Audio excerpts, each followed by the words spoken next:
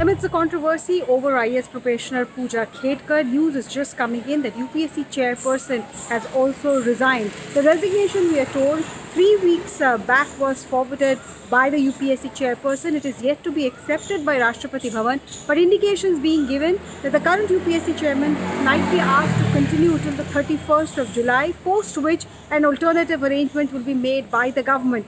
The resignation from the chairperson of the UPSC is coming 5 years, almost 5 years before tenure ended in 2029. So why did this resignation really come about? Now, prima facie, sources close to Mr. Soni say that he was, interested in devoting more time to a religious sect, and he wanted to full-time devote himself there. Therefore, he decided to step down from the role of a UPSC chairperson. Personal reasons is what he cited officially. But there were already questions being raised as this news came in that whether the current controversy of Pooja Khedkar, who was now seen a full-fledged inquiry by the UPSC against her. There's an FIR that has been lodged against her for forgery, for cheating, for various sections of IT Act.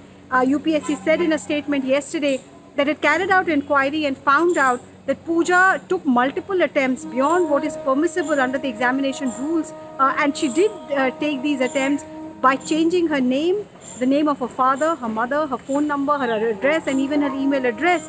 And therefore, she was allowed multiple attempts. Even her OBC certificate, her medical certificate, everything was inquired into UPSC before they sent a show cause notice to Pooja. Hers is not the only case. On social media, a number of questions have been raised by other IAS, IPS and All India Service officers on whether they really were eligible under the caste category for which under which they met the terms of examination rules. Also the disability certificates that some of them really provided to UPSC.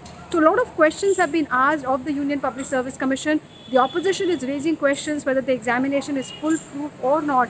And amidst all this, the news that is coming in about the resignation of the UPSC chief, like I said, even though sources close to him are clarifying that he resigned for personal reasons, he resigned 3 weeks back and it had no direct connection with what is going on right now. But even then, the fact that at a crisis time like this, UPSC could be headless, or it would be without a full-time chairperson, that is also giving opposition more fodder to raise questions about the way the country's premier organization scheduled to select the IAS and the IPS, called the steel frame of India, the bureaucratic setup of India, completely depends on them, and the commission is supposed to select them if they are under such a cloud, and if their chairperson has resigned.